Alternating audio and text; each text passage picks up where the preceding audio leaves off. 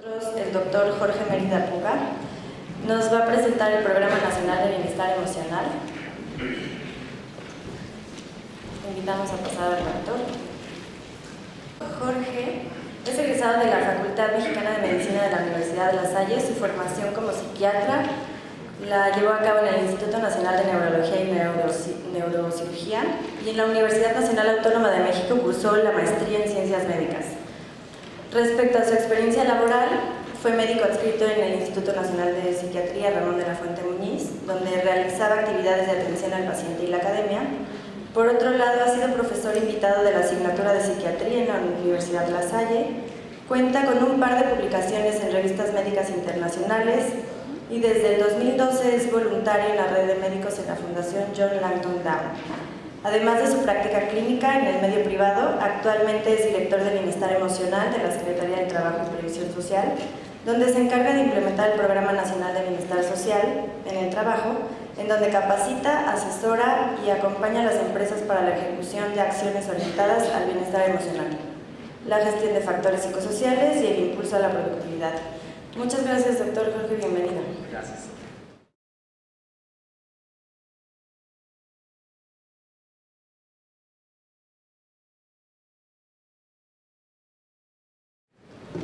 Buenos días a todos, muchas gracias al comité organizador de estas jornadas. Lo primero que quiero expresar es una muy amplia y sincera felicitación por el hecho de abordar este tema, en el sentido de que creo que si bien cada vez ha tenido mayor foro, mayor digamos apertura en todos los ámbitos de este tema, yo creo que es importante continuar en esta difusión.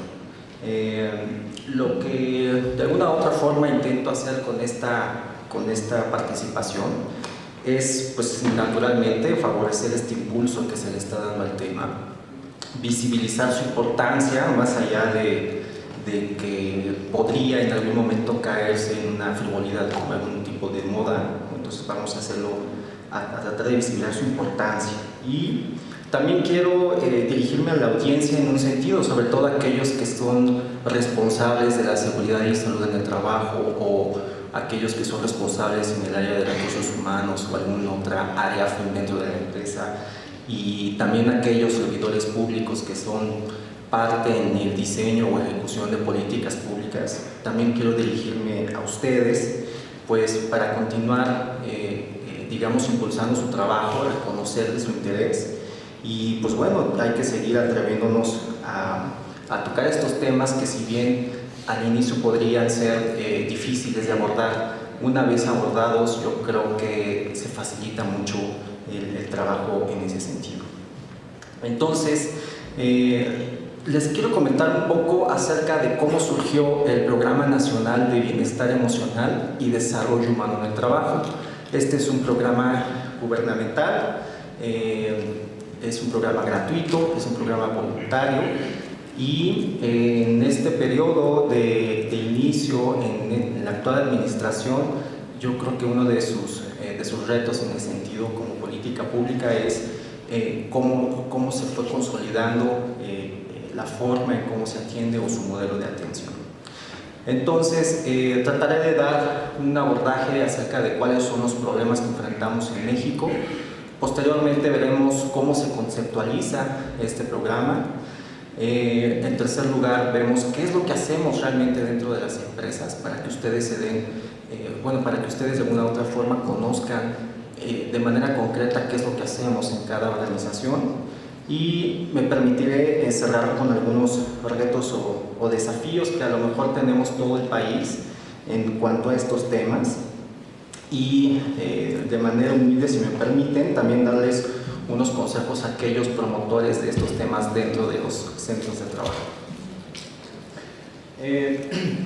Pues ustedes ya revisaron desde el día de ayer con la charla introductoria de la doctora Patlán que pues existen muchas condiciones o circunstancias que pueden influir en cómo el trabajador experimenta la calidad de su trabajo, qué tan satisfactorio es, pero también influye en situaciones que tienen que ver con su salud. Ustedes ya de alguna otra forma revisaron a lo largo de estos 2 días que existen elementos están dentro de la organización, hay otros elementos que están externos a la organización que difícilmente la empresa en sí pudiera controlar, pero también hay elementos individuales o personales que matizan o modifican o de alguna u otra forma pueden amortiguar o al contrario incrementar, digamos, la repercusión en este tipo de circunstancias.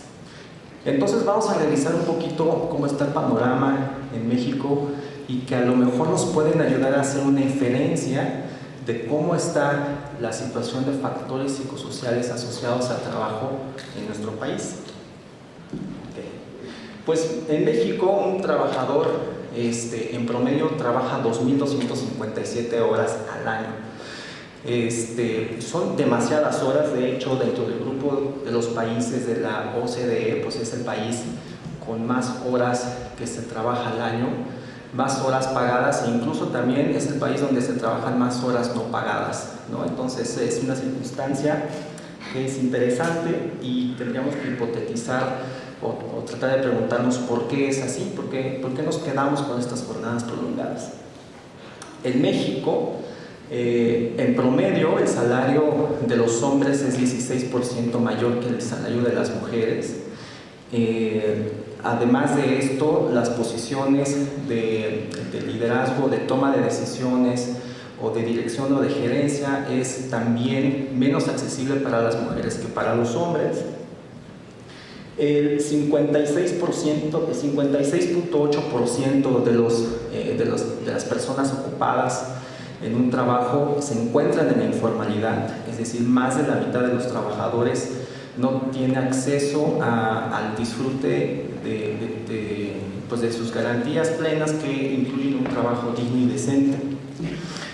En la zona metropolitana del Valle de México, en promedio se llevan 57 minutos del trayecto de tu casa al trabajo y 45 minutos de tu trabajo a tu casa. Este tiempo que incluso, esto es en promedio para la zona metropolitana del Valle de México, pero aquellos que somos residentes de la Ciudad de México, esto puede subir hasta 20 minutos más, es decir, llegar a ser hasta más de una hora de regreso a tu casa.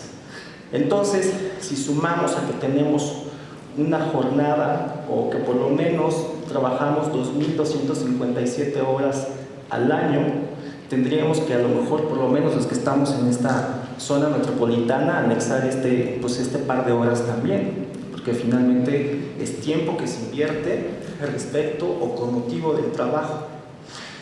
Según la encuesta de trayectorias laborales, la permanencia de un trabajador en una organización o en una empresa es de 3.3 años. Es decir, la movilidad o la rotación de alguna u otra forma en los empleos en México, en las organizaciones, es alto. Solamente 3.3 años son los años de permanencia en promedio, según la encuesta de trayectorias laborales.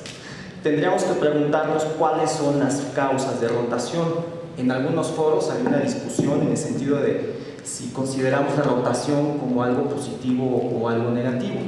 Dentro de lo positivo, pues se consideraba que la rotación puede influir en la adquisición de más habilidades, te nutres de nuevo talento, etc. Pero tendríamos que pensar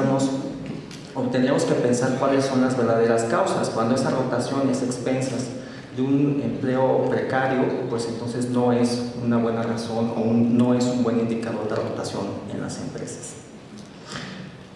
También, de alguna u otra forma, había cierta explicación del por qué en México trabajamos 2.200 horas al año y si eso se correspondía con la productividad. Esta es, digamos, la comparación dentro de los países de la OCDE en cuanto a su productividad laboral. En este indicador lo que se hace es relacionar el Producto Interno Bruto del país con las horas invertidas de trabajo y con base en este indicador se ordenan de menor productividad, que tenemos a Perú, después Costa Rica y después viene México, pues en el antepenúltimo lugar y en primer lugar algunos países nórdicos. Entonces, realmente desde esta perspectiva, y a lo mejor en una apreciación a lo mejor un poco simplista y digamos transversal en este momento, pareciera que las largas horas de trabajo no nos están funcionando para incrementar nuestra productividad. De hecho, los mismos analistas de estos indicadores indican que sí, a lo mejor la capacitación o la calidad de las habilidades que tiene un trabajador podría ser parte de la respuesta de esto, pero también se tendría que mirar otras causas, como por ejemplo la disposición de recursos en el trabajo, como por ejemplo la factibilidad de mejorar la organización del trabajo y también situaciones que tienen que ver con sus condiciones de trabajo.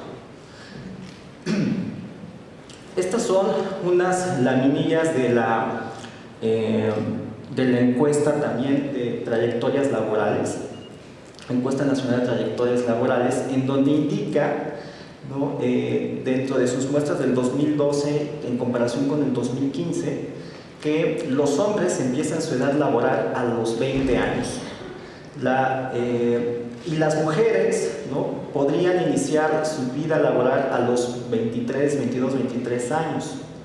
Esto ha tendido a ser una edad más temprana en la cual tú tienes que iniciar tu vida laboral, pero siempre el hombre ingresa de manera más rápida o más temprana a la vida laboral.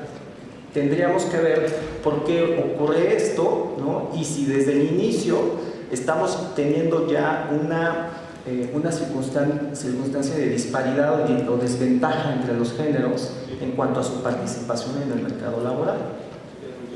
Ahora, del 2012, que fue la primera versión de la encuesta, hasta el 2015, se incrementó la estabilidad en el empleo. En el 2012, la duración por empleo promedio duró de 2.9 años. En el 2015, ya la duración en cada empleo fue de 3.3 años. Sin embargo, podemos observar que todavía, o prácticamente la mitad de la población trabajadora ha tenido, ¿no?, muchos empleos en los últimos 5 años. Esto habla de cierta inestabilidad o de no permanencia en el trabajo.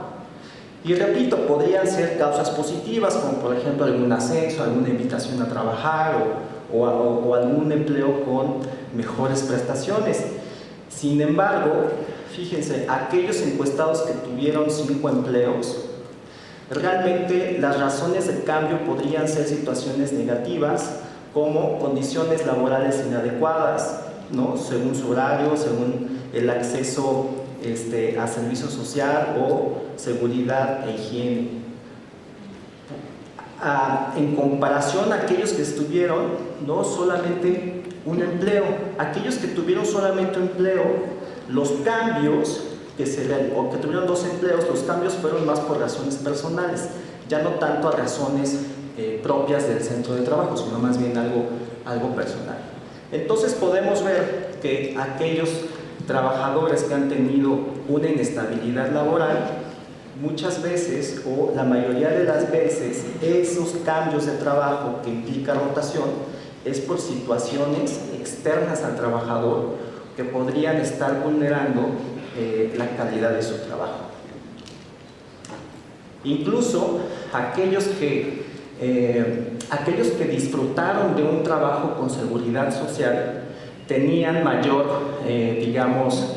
predisposición o mayor riesgo para continuar en un trabajo con seguridad social, a diferencia de aquellos que no disfrutaron, ¿no?, un servicio de seguridad social, pues tienen mayor riesgo de continuar en situación de no seguridad social, ¿no? Es decir, podría haber un escenario en el cual existe una población trabajadora beneficiada en el sentido de que una vez que estás disfrutando de seguridad social, es muy probable que continúes en ese esquema, y aquellos que no tienen seguridad social, es muy probable, ¿no?, que se perpetúe esa circunstancia de no acceso a la seguridad social. Además, también las nuevas, los procesos automatizados de producción y las nuevas tecnologías exponenciales suponen una circunstancia también que podría poner en desventaja a cierta población trabajadora. La semana pasada se realizó un foro por parte de ciertas instituciones del gobierno federal y también algunas agencias internacionales como la OCDE y la OIT, en la cual reflexionaban acerca de cuál va a ser el futuro del trabajo, cómo la transición a tecnologías y un trabajo o contenido de trabajo cada vez más digitalizado va a afectar a la población trabajadora. Y la reflexión que estuvo en el aire es, ya tuvimos varias revoluciones industriales, ¿no? Varias revoluciones en el sentido de que la tecnología transformó en qué se hacía en el trabajo y cómo se organizaba. Y probablemente los resultados o los beneficios de esas revoluciones industriales no han sido distribuidos de manera adecuada. Tampoco las consecuencias negativas de esas revoluciones industriales han sido distribuidas de manera adecuada. La reflexión que estaba en el aire en ese foro es cómo vamos a distribuir los potenciales beneficios de esta revolución digital y cómo vamos también a distribuir los potenciales causas o los potenciales consecuencias negativas. ¿Estamos ya preparados para hacer frente a estos cambios?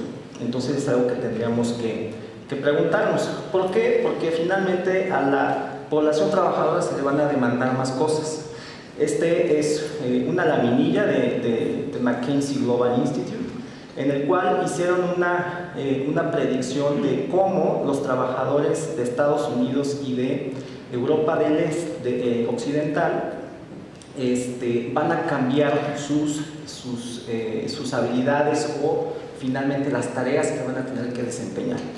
Y ellos pronostican que aquellas actividades físicas y manuales que en el 2016 representaron 2.3 billones de horas, va a disminuir la necesidad de realizar este tipo de tareas físicas y manuales.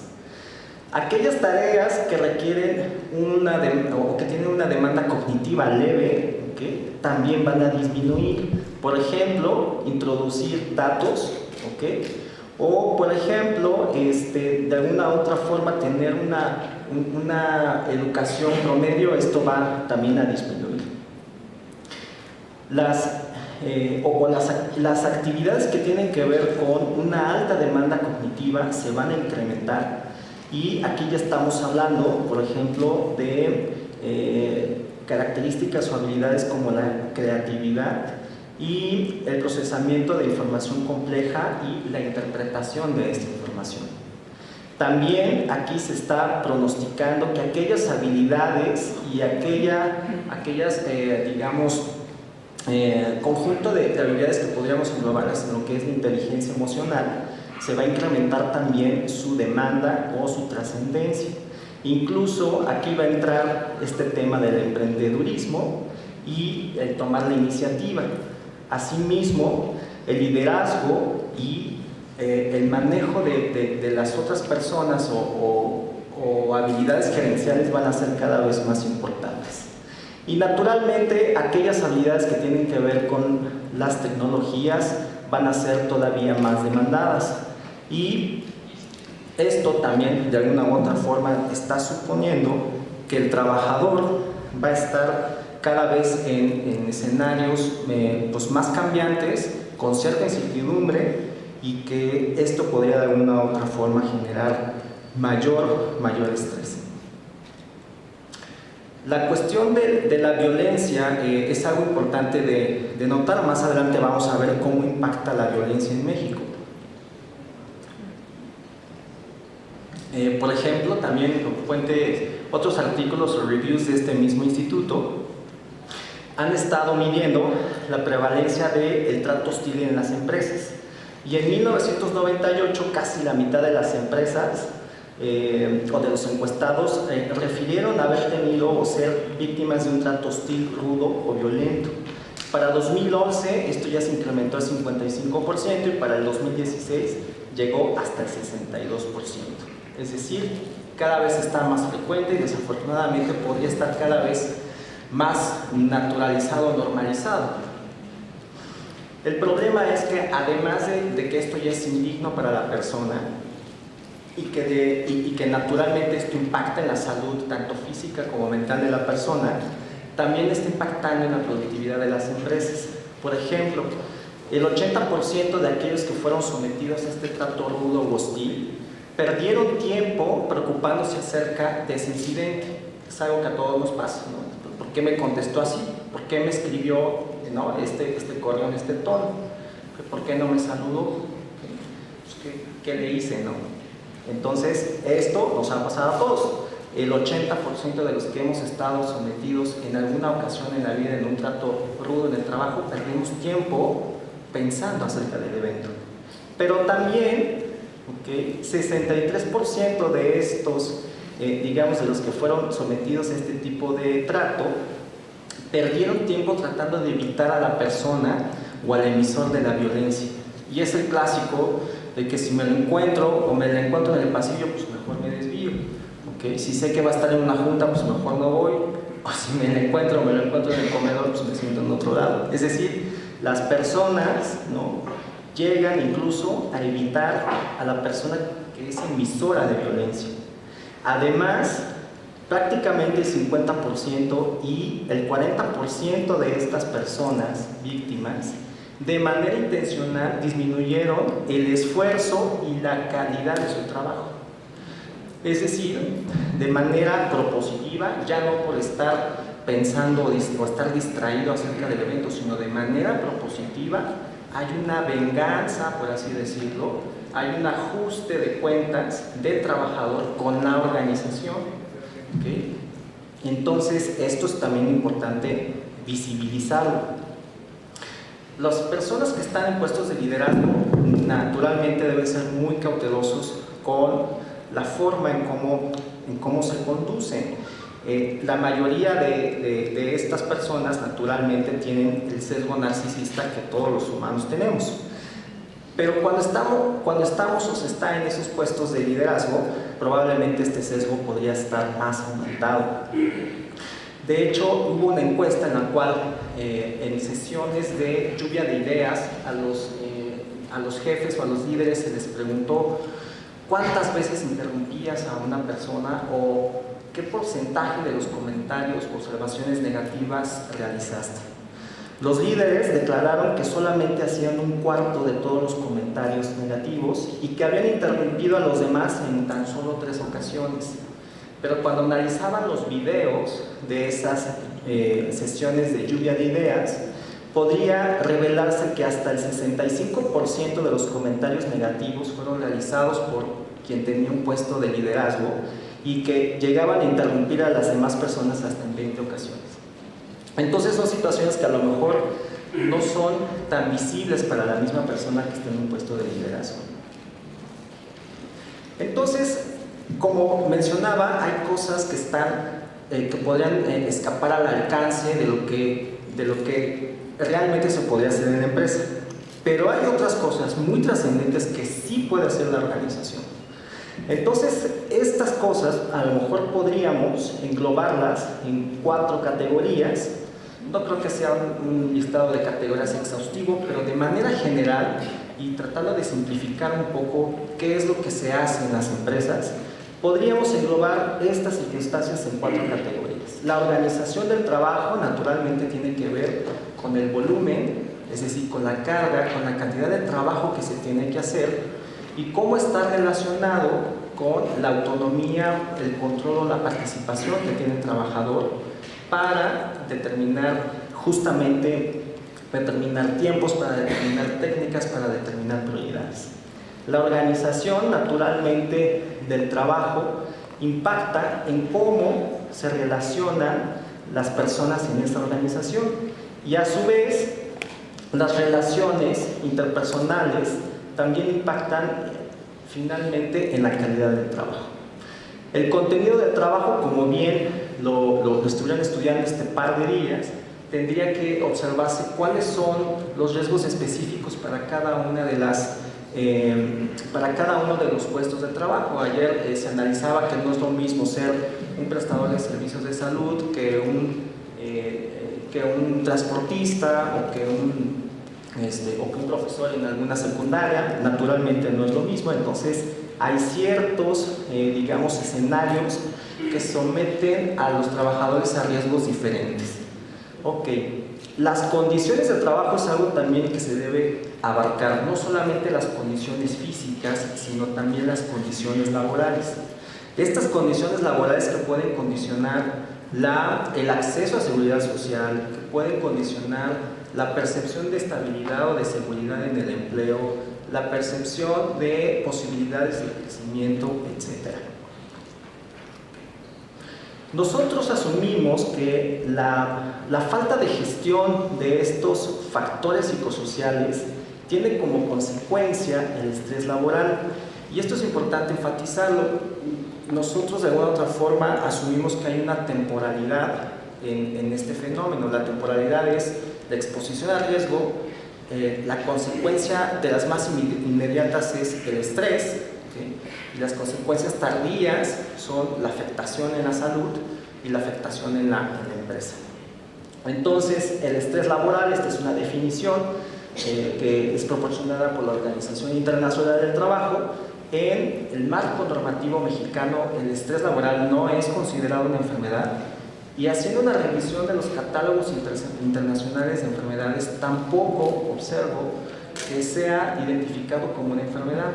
En algunos marcos normativos de otros países sí lo es, pero lo interesante es que el estrés laboral es la puerta de entrada a todas estas consecuencias negativas que tienen que ver con la salud y con la economía.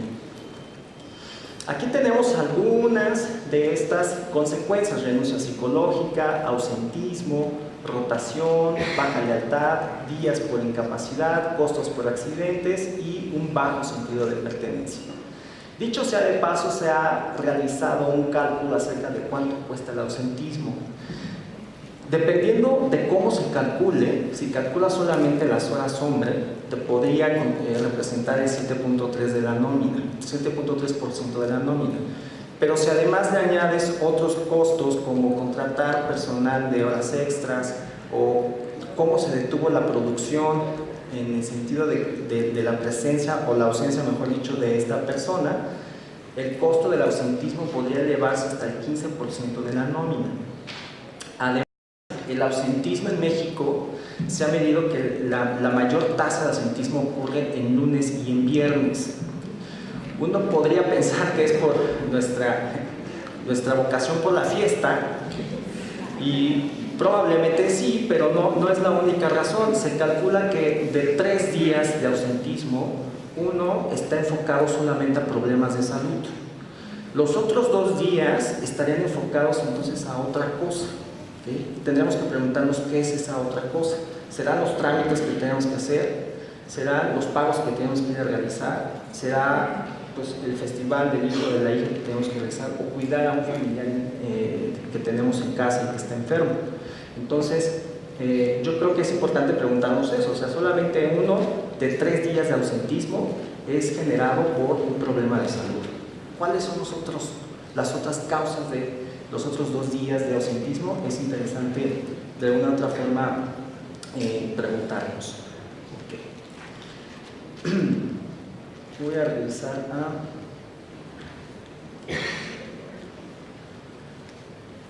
Me quiero regresar a esta laminilla porque tiene que ver con lo que acabo de mencionar. Trabajamos 2.257 horas al año en promedio, un trabajador en promedio. Y dentro del grupo de los países de la OCDE se ha hecho una medición de cuántas horas al día tú inviertes en tener actividades de autocuidado, actividades que tienen o que incluyen la alimentación, el dormir bien, alguna actividad física y el ocio, ¿no? Entonces, hicieron una medición dentro de estos países de la OCDE. Y resulta que de las 24 horas que tiene un día, en Francia se invierten 16.4 horas en tener actividades de autocuidado. En Brasil, 14 horas. En Chile, alrededor de casi 15 horas. En México invertimos solamente 12.4 horas al día en donde se te exige comer bien, en donde se te exige tener una adecuada cantidad de sueño, donde se te exige tener actividad física y además te debe dar tiempo para irte a tomar el café, ¿no? O la cerveza con los cuates el viernes. Es decir, en 12.4 horas tú tienes que desarrollar todas tus actividades de autocuidado. Y esto es un tema importante porque mucho de los programas de la promoción de la salud en las organizaciones o las empresas está enfocado a la adquisición de hábitos saludables, lo cual es muy bueno, pero también tendríamos que preguntarnos cuándo los voy a hacer, ¿no? O sea, cuánto tiempo le invertimos a estas actividades.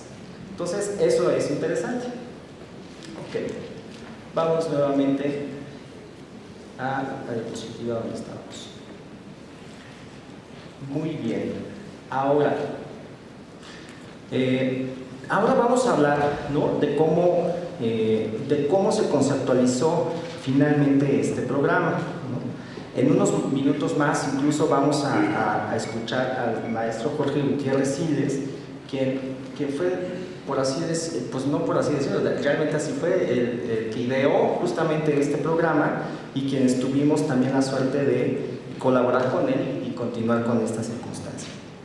Lo primero que yo quisiera de alguna u otra forma replantear es como reconocer qué es lo que ya había. Pues una vez que se planteó el surgimiento de este programa, tendríamos que preguntarnos qué había. Pues ya teníamos mucha evidencia en el sentido de que los factores psicosociales sí perjudican la salud, sí perjudican la productividad y sí perjudican naturalmente la satisfacción. Ya se tenían muchas metodologías, o por lo menos algunas metodologías de abordar estos temas, ¿no? La experiencia que ya llevan en Europa, la experiencia que llevan en Colombia, en Chile, etcétera. Es decir, ya había metodologías o una forma de abordar esta circunstancia. También teníamos ya naturalmente ciertos modelos que podíamos, teníamos la oportunidad de ir siguiendo, ¿no? Por ejemplo, el modelo chileno o el modelo colombiano, si es que se puede hablar de una especie de modelos. Y lo que teníamos también era información indirecta de cómo estaba la población mexicana en cuanto a factores psicosociales. Porque en México se ha difundido información en la cual se trata de inferir el estrés que tienen los trabajadores, ¿no? Hay notas que podrían ser a lo mejor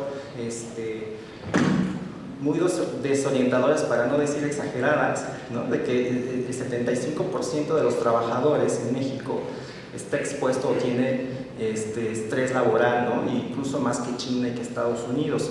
Realmente cuando se revisa la fuente primaria de estas declaraciones, vemos que son solamente eso, declaraciones. Incluso muchas notas periodísticas hacen referencia a que el IMSS declaró y realmente el IMSS no declaró. ¿Por qué? Porque en México no tenemos una encuesta nacional de condiciones laborales con el enfoque de factores psicosociales. Es una de las oportunidades de mejora que tenemos en el país como instituciones. O sea, no tenemos una encuesta nacional como por ejemplo se tiene en España o en otros países. Entonces yo creo que ahorita no podríamos decir qué porcentaje o cuál es la prevalencia de estrés laboral en la población trabajadora mexicana.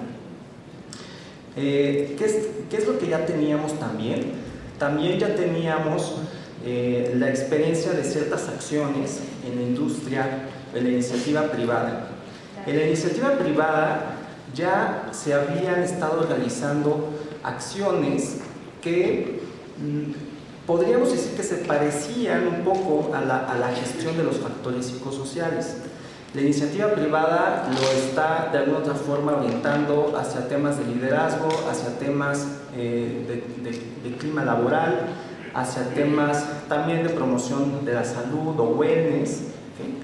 Pero lo que no se tiene o lo que se necesita rescatar es el enfoque naturalmente de que es un tema de salud, pero sobre todo un enfoque de que se trata de de mejorar el trabajo para llegar a un empleo digno y decente. Es decir, en la iniciativa privada se busca la productividad, se busca el bienestar del trabajador o este enfoque del wellness, la cuestión de hábitos saludables, se tenían también a lo mejor algunas acciones para remediar los problemas que estaba generando estos factores psicosociales, pero el enfoque de que esto se hace para conseguir el empleo digno y decente no se veía eso en la iniciativa privada. Se perseguían otros objetivos y quedaba de lado la cuestión del trabajo digno y decente, y eso hay que rescatarlo.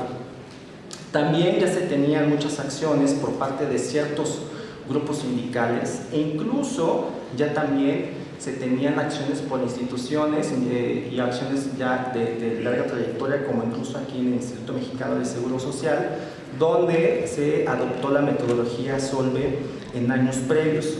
También lo que ya teníamos es mucha producción del sector académico, es decir, hay mucha producción de investigaciones originales o de validación, acreditación, diseño de instrumentos de medición o identificación de factores psicosociales. Lo que también teníamos ya eran programas de la propia Secretaría que podrían apoyar o fomentar este tema, como es el PAST. Ya había distintivos como empresa incluyente, como empresa familiarmente responsable, incluso ya hay una nueva norma para la equidad de género y no discriminación, e incluso había también ya certificaciones privadas, como por ejemplo el ranking de Great Place to Work o algún grupo de intercambio de experiencias como Wellness Council de México. Entonces nosotros tendríamos que, o nos preguntamos en aquel momento, ¿por qué otro programa más? ¿No? O sea, si ya hay todo esto, ¿por qué otro programa más? Pues porque también de alguna u otra forma nosotros nos percatamos de que en primera hay lagunas de información en México, en el sentido de que no sabemos el estado real de cómo se están presentando los factores psicosociales. Solamente tenemos estudios, sobre todo por la producción académica, tenemos estudios en poblaciones muy específicas que a lo mejor era difícil trasladarlas o hacerlas representativas, y observamos que también no había continuidad de las acciones que se implementaban dentro de las empresas, es decir, había gente que de alguna otra forma estaba interesada pero no le daba continuidad a estos temas.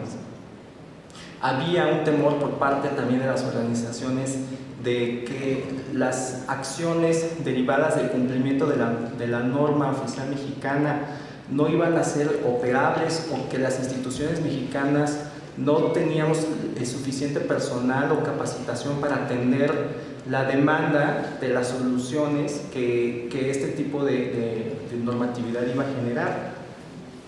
Y también observamos que la fiscalización o la inspección laboral no es suficiente en México. ¿En qué sentido?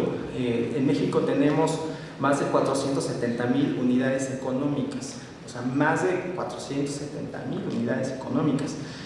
Hay que preguntarnos cuántos inspectores federales de trabajo tenemos, ¿no? O cuántos inspectores, si sumamos los federales y los estatales, tenemos. Entonces, de alguna u otra forma, esto es importante también visibilizarlo.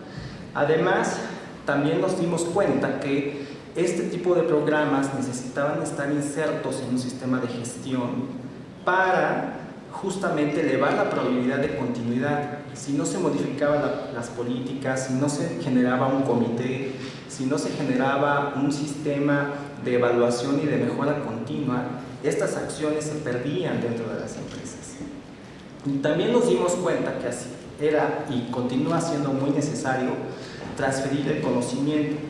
Como les decía, además de que ya hay muchas metodologías y hay una amplia experiencia en el sector académico, era necesario transferir este conocimiento a las empresas. Es decir, yo no creo que no se sepa qué hacer, sino más bien hace falta que se transfiera este conocimiento a las organizaciones y a los centros de trabajo. Entonces, en ese sentido, ¿cómo se conceptualizó el PRONAVET? Para empezar, se conceptualizó como un programa que va a trabajar, un programa que está enfocado a individuos, personas que tienen un componente biológico, un componente psicológico, otro social y otro espiritual. También es interesante la cuestión de cómo se introdujo este tema de la espiritualidad, entendido no como dogmas religiosos, sino más bien en el tema de cómo va a trascender el trabajador dentro de su trabajo, o qué le significa para él el trabajo. Y naturalmente el fomento del bienestar emocional es uno de sus objetivos, así como la promoción del desarrollo humano, la proyección para el retiro, eliminar el estigma de los trastornos mentales y la gestión de factores psicosociales cuya consecuencia es la creación de entornos organizacionales favorables. ¿Qué es lo que nosotros hacemos dentro de las empresas? Aquí les puedo decir, ¿no?, que lo primero que hacemos es, sí hacemos difusión y hacemos promoción de este programa como foros por ejemplo, de este tipo, y una vez aquellos interesados en este programa, lo que hacemos es darles un taller de introducción en el cual les damos elementos para que ellos se conviertan en promotores del programa dentro de su empresa. Pero promotores sobre todo hacia arriba, es decir, necesitamos conquistar a los tomadores de decisiones de las empresas. Si no había un verdadero compromiso, o si no hay un verdadero compromiso de los tomadores de decisiones en la empresa, nosotros preferimos no avanzar porque es una de las principales condicionantes para que este programa tuviera éxito. Naturalmente no es una situación de que no intentamos convencerlos, al contrario, nosotros vamos, los visitamos, les hablamos acerca de estas circunstancias, les hablamos del programa, les hablamos de sus beneficios, y eso nos ha ayudado naturalmente a que cada vez empresas se vayan sumando a este programa. Después se hace una formalización que naturalmente expresa el compromiso de los tomadores o la alta gerencia para adoptar este programa, pero también lo que hace es formar un comité. Estábamos en la disyuntiva de por qué no utilizar las comisiones de seguridad y higiene que ya están constituidas dentro de las empresas. Descubrimos que estas comisiones muchas veces estaban, digamos, constituidas por cierto cumplimiento de algún trámite o de alguna inspección, es decir, había, ¿no?, una cuestión de que la comisión de seguridad y higiene realmente no fungía como esta situación de liderazgo, esta situación de realmente discutir, de hacer diálogo social dentro de la empresa para detectar los factores de riesgo en el trabajo. Es decir, parecía que era como un trámite, un requisito nada más la constitución de esta comisión de seguridad y higiene. En algunas empresas no ocurría esto, en algunas empresas la comisión realmente hacía lo que tenía que hacer. Entonces lo que nosotros hacemos es valorar esto, es decir, qué tanto liderazgo tiene esa comisión, y si hace falta liderazgo o integración, lo que nosotros hacemos es de alguna otra forma conformar un comité dentro de la empresa, un comité PRONAVER, nosotros le llamamos, en el cual están insertos tomadores de decisiones de todas las áreas, desde productividad, ventas, desarrollo organizacional, recursos humanos, incluso otras áreas que a lo mejor son muy importantes como la distribución, etc. Entonces se hace un comité que ya está enriquecido por las visiones de todos. ¿Y por qué es importante hacer este comité? Porque al final, si dejamos este programa o este tipo de acciones bajo la responsabilidad exclusiva de los encargados de seguridad e higiene en el trabajo, pues yo creo que no va a fructificar, porque a lo mucho la responsabilidad de estos profesionales dentro de las organizaciones es detectar el riesgo y dar aviso a la gerencia de que está este riesgo y pues aguas porque puede ocurrir estas consecuencias. Pero realmente quien organiza el trabajo, quien determina el contenido del trabajo, quien puede influir en las relaciones interpersonales y quien también determina las condiciones de trabajo en una organización, pues no es el profesional de seguridad y salud del trabajo. Por eso es importante involucrar a un comité en el cual estén todos los tomadores de decisiones. A este comité se le capacita y lo primero que hacemos es modificar la política de seguridad y salud en el trabajo. Este es un ejercicio interesante. Muchas empresas, incluso muy grandes, descubrimos que no tienen política. Eso a mí me sorprendió bastante.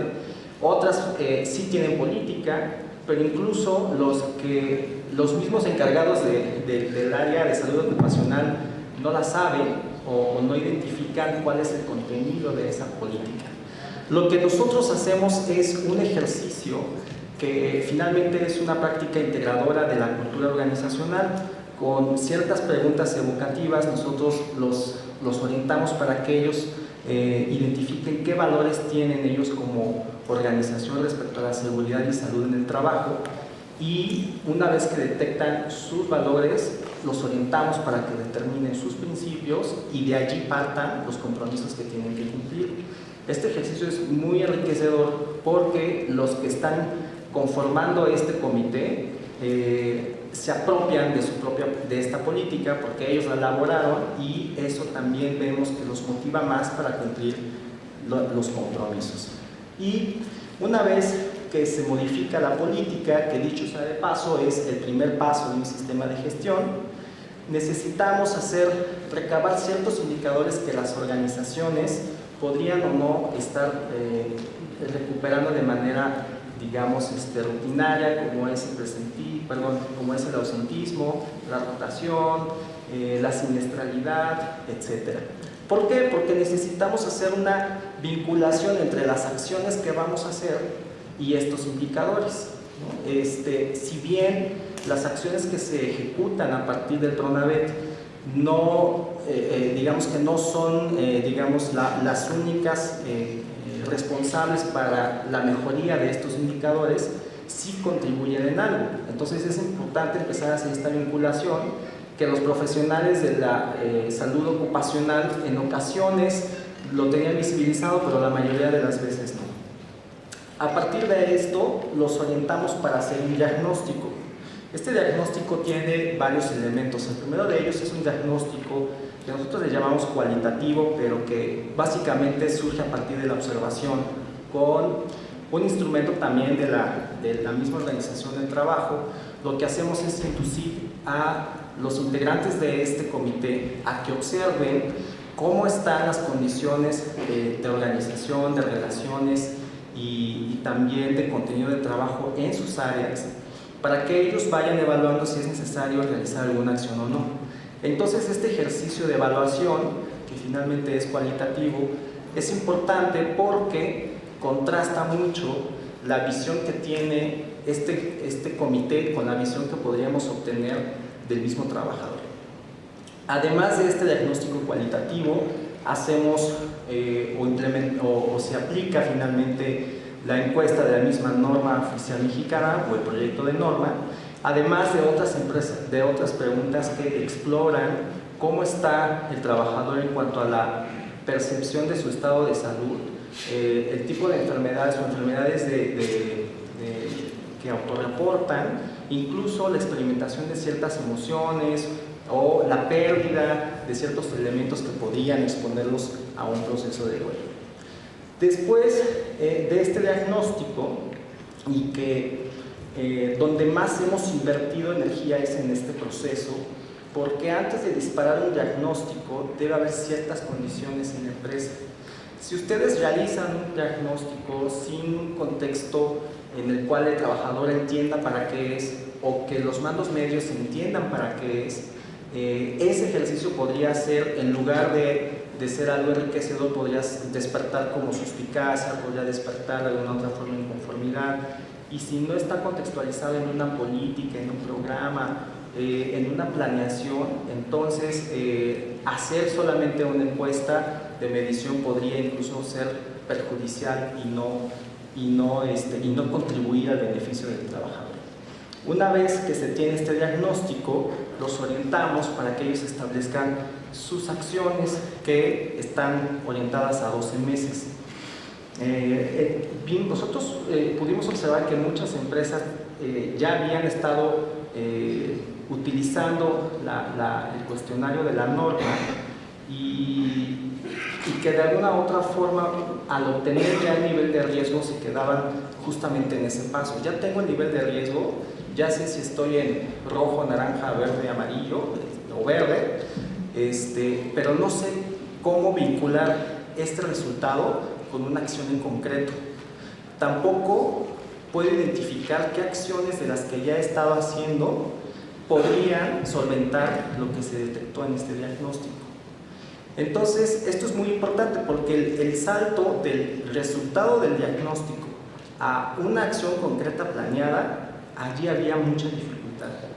Entonces, en eso naturalmente los fuimos acompañando y en todo este proceso lo que nosotros también detectamos es que mientras más auxilies o ayudes o soportes o apoyes a ese comité, más empoderado se va a sentir. ¿En qué sentido? Cuando empezamos a trabajar, la mayoría de estos promotores que están dentro de la organización tienen naturalmente o visibilizan un panorama muy adverso en el cual se sienten con pocas herramientas o con pocas posibilidades de implementar un programa así.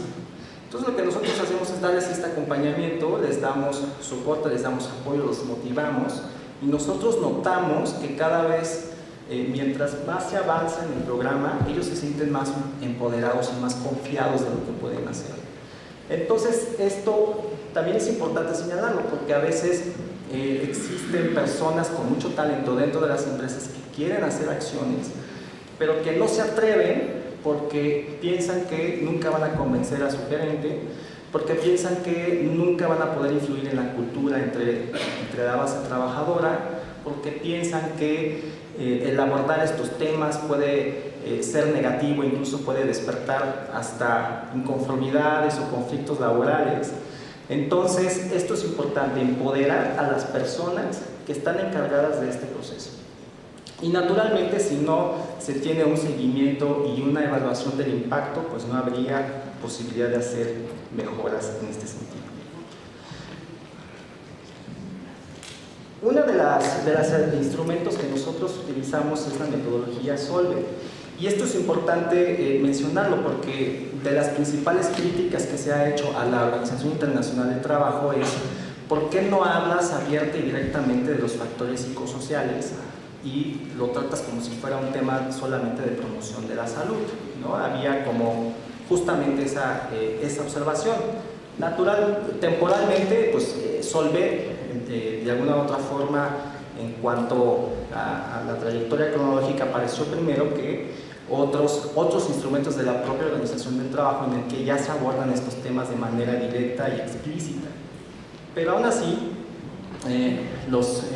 quienes tienen de alguna u otra forma la oportunidad de acceder a estas herramientas pueden observar que la promoción de la salud es como el caballo de Troya para entrar a las empresas, pero lo que se gestiona realmente son los factores psicosociales.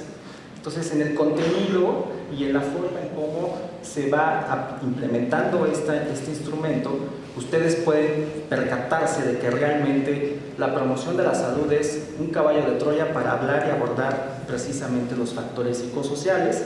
Dicho sea de paso, ya se elaboró un estándar de competencia para la implementación de esta metodología, lo cual podría incentivar el interés de los profesionales de la ocupación de la salud en el trabajo para capacitarse e implementar esto. Tenemos actualmente 40 empresas que están implementando el Pronavet, algunos en pasos más avanzados, otros menos. En conjunto representan más de 50,000 trabajadores, lo cual naturalmente es una muestra o una proporción ínfima, hablando de que hay más de 470,000 unidades económicas en México, pero creo que es por lo menos un ejercicio en el cual se pueden estar sentando las bases para lo que posteriormente tendríamos que pensar si se puede proponer una especie o algo que podríamos llamar como el modelo mexicano de atención de factores psicosociales. Un modelo que no precisamente esté determinado por la actividad que nosotros estamos realizando, sino que en conjunto lo que ya ha contribuido la academia en México, que es bastante, lo que ya ha contribuido instituciones como el IMSS, lo que ha contribuido la actualización del marco normativo en México y las experiencias en otras dependencias públicas como en esta, que ya se están haciendo cosas. ¿Por qué no sería importante pues, colaborar para de alguna otra forma consolidar un modelo mexicano? Yo creo que sería un ejercicio interesante. ¿Y por qué lo digo? Porque ciertamente estas acciones que ya se están realizando en México pues han cobrado cierta notoriedad en países de la región, en Latinoamérica, especialmente los países que son parte de la Alianza del Pacífico, Perú, Canadá, Colombia y Chile, y naturalmente México, se conformaron una red latinoamericana de cooperación en políticas públicas para la gestión de los riesgos psicosociales y control del estrés. Es decir, hay intercambio de las experiencias de qué se está haciendo en cada uno de estos países, y yo creo que es momento, tenemos la oportunidad de consolidar un modelo mexicano que nos pueda representar pues, a nivel internacional. Por otro lado, también la Organización de Estados Americanos, a través de la Red de Ministros del Trabajo, lanza anualmente una convocatoria en la cual se financian actividades de cooperación bilateral. En esta ocasión, en este año, de 49 propuestas de cooperación bilateral, solamente eligieron 7 propuestas de intercambio bilateral, donde la Organización de Estados Americanos va a financiar este intercambio en programas que ellos consideran relevantes, trascendentes, o que en los próximos años o ya en este presente están generando o son un tema de mucha trascendencia. Entonces, uno de esos 7 proyectos que va a financiar el intercambio bilateral, pues nos lo adjudicamos nosotros con el Programa de Bienestar Emocional y Desarrollo Humano en el Trabajo, y esta cooperación bilateral dará inicio pues, el próximo mes, en septiembre. Entonces, ya para cerrar, quisiera hacer pues, la reflexión de que pues, siempre es buena ocasión para recordar que la ruta de un país hacia el desarrollo pues, se fundamenta en las condiciones que su sociedad otorga a cada individuo, a cada uno de sus integrantes. El empleo digno y decente es uno de esos rieles que trazan el camino al desarrollo. Es erróneo pensar que el desarrollo pleno de un país tendrá como consecuencia el disfrute de un trabajo digno y decente. El orden de las causas es inverso. Yo considero que para llegar al desarrollo es requisito garantizar el acceso a estos empleos dignos y decentes. Es por eso que nosotros mencionamos en nuestros talleres que pues, el empleo digno y decente no es una meta, sino más bien es un camino. Y naturalmente, pues ya para concluir, agradezco el espacio, ¿no? La oportunidad de presentar esta información. Aquí está nuestro contacto. Nosotros, con una regularidad de una vez al mes, hacemos talleres de introducción, los cuales ustedes están invitados, y también hacer la invitación explícita para estrechar los puentes institucionales y justamente pues, perfeccionar este tipo de políticas que se están implementando. Muchas gracias, doctor Medina. Bueno, lo primero que quisiera es reconocer al instituto y reconocer a la Secretaría del Trabajo por generar estos foros. Creo que es muy importante para nosotros tener entrenamientos para poder apoyar a que nuestro país crezca. Me voy a tomar de la última frase que mencionó y de cómo abrió esta charla, que nuestros trabajadores son entes biopsicosociales y espirituales. Y así como lo son ellos, lo somos nosotros, los prestadores de servicios de salud, de seguridad, de higiene en el trabajo o del ramo en el que nos desenvolvamos. Entonces, si nosotros deseamos trabajar en pro de los factores psicosociales en nuestros empleados, requerimos iniciar con nosotros mismos. Somos nuestra responsabilidad.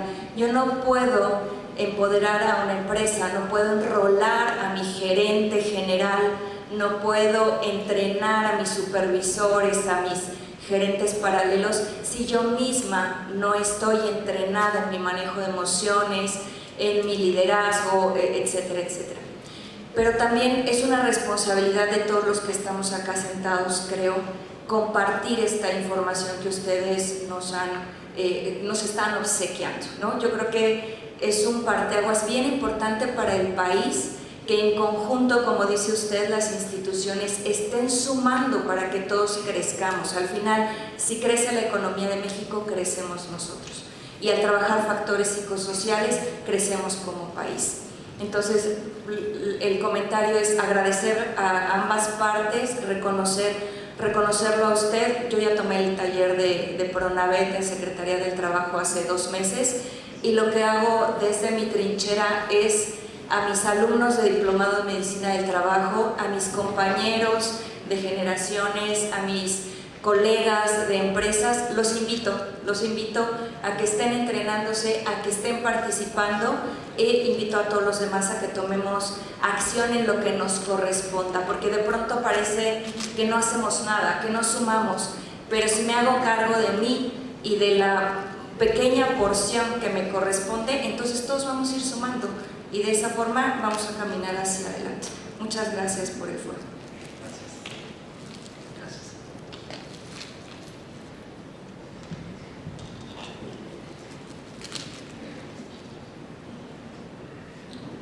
Buenos días, doctor. Me pareció una información bastante interesante.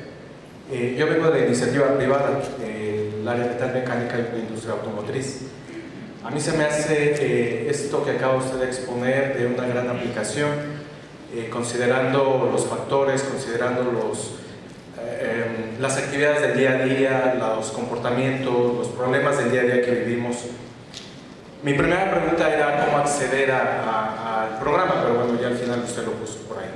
Mi segunda pregunta es, al momento, usted hablaba de que aproximadamente 40 empresas son las que ya están trabajando con el programa. No sé si al momento ya tengan algún tipo de resultados que puedan exponer en cuanto al cambio, en cuanto a la mejora que se haya suscitado en alguna de estas empresas. Dado que la planeación del programa para hacer la medición y la comparación entre un antes y un después son de 12 meses, todavía no tenemos hemos tenido la oportunidad de hacer esa medición del impacto. ¿Por qué? Porque también nos dimos cuenta, ¿no?, que este programa, aunque las empresas iniciaban o hacían este compromiso explícito, podía haber como una latencia o un aplazamiento en la continuidad de los pasos. A lo largo de los años, creo que nosotros hemos tenido una curva de aprendizaje en el cual nosotros como equipo somos ya más eficientes, asesoramos mejor, acompañamos mejor, orientamos mejor. Y esta, digamos,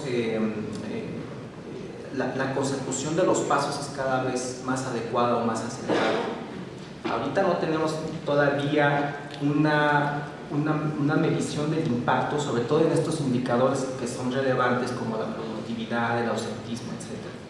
Pero lo que sí podemos generalizar de las primeras mediciones es que los principales factores de riesgo que podríamos localizar, ubicar en esta muy pequeña muestra de empresas en las que estamos, es que los factores o los dominios que están involucrados con mayor importancia son las jornadas extensas de trabajo, naturalmente el balance de trabajo-familia y la sobrecarga de trabajo. Esas son digamos que los factores de riesgo más frecuentemente detectados.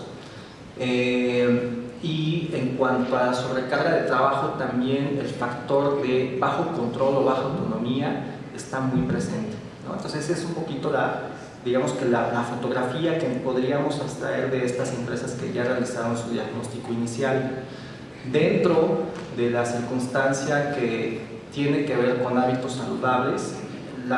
En todas las empresas se duermen menos de 6 horas al día, y también en la mayoría de las empresas Las enfermedades autorreportadas en la población trabajadora femenina son enfermedades de tipo mental y en la población masculina son enfermedades de tipo osteomuscular. Mucho está influido por la cantidad de empresas que están en el sector manufacturero en nuestra población. Sí, buenos días, doctor Jorge. Bueno. Hola, buenos días. Mi pregunta va encaminada en el aspecto de que la mayoría de las empresas en México son pymes. ¿Qué tan importante sería este programa en las empresas pyme? Porque veo que las empresas que lo están implementando son grandes empresas, pero ¿usted considera que sería correcto implementarlo en las empresas pequeñas? No correcto, urgente. No sería correcto, es urgente porque la mayoría de la evidencia, bibliografía y oferta de metodologías creo que sí son trasladables y aplicables a pequeñas empresas. Pero, por ejemplo, el modelo que nosotros hemos estado implementando realmente responde a grandes empresas con una estructura organizacional pues amplia, por lo menos, si no decir como muy sólida. ¿Qué hacer con las pymes? Yo creo que es el siguiente reto que tiene la próxima administración en cuanto al desarrollo o consolidación de este modelo. Y esto también, de alguna u otra forma, pues puede no solamente hacer como señalizar la necesidad de qué hacer en las pymes, sino que también la generación de metodologías o de instrumentos de medición podrían ser adaptables a estas organizaciones pequeñas.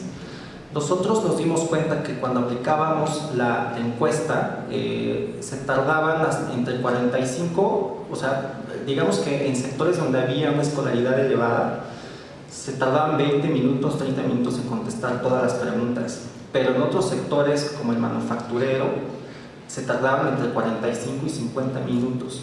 Entonces sería, yo creo que a lo mejor una potencial mejora en cuanto a la producción de nuevos instrumentos de medición, naturalmente que cumplan con todos los requerimientos que marca la norma. Y esto también, perdón que por mi asociación LACSA, pero esto me lleva a hablar de una encuesta nacional de condiciones laborales. Las condiciones laborales o los factores psicosociales son súper dinámicos en las empresas. Nosotros nos dimos cuenta que cuando aplicábamos la encuesta, a los 2 meses ya había una reconfiguración de la propia organización. Es decir, había o recorte de personal, o se incluía una nueva tecnología, o se cambiaban los proveedores. El caso es que muchas veces la vigencia de la información que tienes podría ser ya caduca incluso en unos meses después. Entonces, esto nos lleva a preguntarnos con qué periodicidad se tienen que hacer este tipo de evaluaciones en las empresas. La norma marca que mínimo cada 2 años, pero en la realidad nosotros observamos que esta medición podría tener una vigencia más reducida que incluso 12 meses. Entonces, esto también supone otro reto. ¿Qué vamos a hacer para seguir llevar la trazabilidad de estos factores de riesgo a lo largo del tiempo, en condiciones que a lo mejor son tan cambiantes que en menos de 12 años ya no es la misma población, ya no son exactamente los mismos procesos? Entonces, eso es interesante. ¿Con qué periodicidad tendríamos que evaluar esto? Entonces, bueno, dicho sea. Gracias. Por nada. Muy buenos días también, la industria privada, la industria papelera. A nosotros nos ha interesado mucho el PRONADET, específicamente para biopapel. Sin embargo, hemos observado la experiencia de Solve con antelación en la industria azucarera. Los ingenios azucareros se implementó cuando todavía estaba en la etapa de 5 elementos y se obtuvieron resultados muy buenos y muy aceptables, derivados precisamente del seguimiento y del compromiso que tenía tanto los sindicatos como la empresa para poder ir cubriendo los escenarios que se iban presentando. Acaba de tocar un punto muy importante, que fue lo cambiante que es la organización en ciertos momentos dados y el compromiso de tener un especialista o un responsable del seguimiento como tal para ir haciendo las vinculaciones, inclusive para poder meter los pymes, ¿no? que fue algo que también marcó mucho la comunidad alrededor de estos ingenios, y que bueno, nosotros específicamente venimos de una comunidad que es Tizayuca Hidalgo, que tenemos un compromiso, la industria es poca, vamos a decirlo así, y tendríamos que estar generando para poder llegar al estrés económico o al bienestar económico, pymes, y esa vinculación no se ha podido dar todavía con los gobiernos tanto estatales o federales. Okay. Y aprovechando el comentario, ciertamente ya hay una experiencia importante en el sector azucarero. Nosotros hemos retomado incluso esta inercia que tienen. La semana pasada pues capacitamos en un taller de implementación a todos los integrantes del equipo Sucarmex, ¿no? Con la idea de generar inercia, que es algo que nos ha funcionado. Por ejemplo, en la industria del papel ya hicimos un convenio de colaboración con la Cámara de la Industria, ya capacitamos a la mayoría de sus integrantes y justamente estamos en este periodo de ir preguntando cómo ha sido este seguimiento, en qué podemos apoyar, y la semana siguiente vamos a tener una reunión. También quiero hacer alguna mención. Creo que la metodología Solve es un marco hermoso porque te da muchas herramientas o muchas perspectivas de cómo abordar estos fenómenos. Sin embargo, yo creo que es muy trascendente el acompañamiento que se dé, es decir, la simple capacitación, ¿no? y tener un diploma de haber atendido a este tipo de capacitación no te da todas las herramientas para poder implementar realmente en las empresas. En eso hemos desarrollado experiencia nosotros, en que nosotros les acompañamos y los asesoramos para poder hacer realmente que la metodología o la filosofía de esa metodología se implemente de manera adecuada. Muchas gracias. También recuerden que más preguntas o algunos otros comentarios pueden compartirlos en estrés.laboral@ims.gov.mx y con gusto podemos hacérselos llegar a los ponentes o directamente responderlos. Le agradecemos muchísimo al doctor Mérida, le damos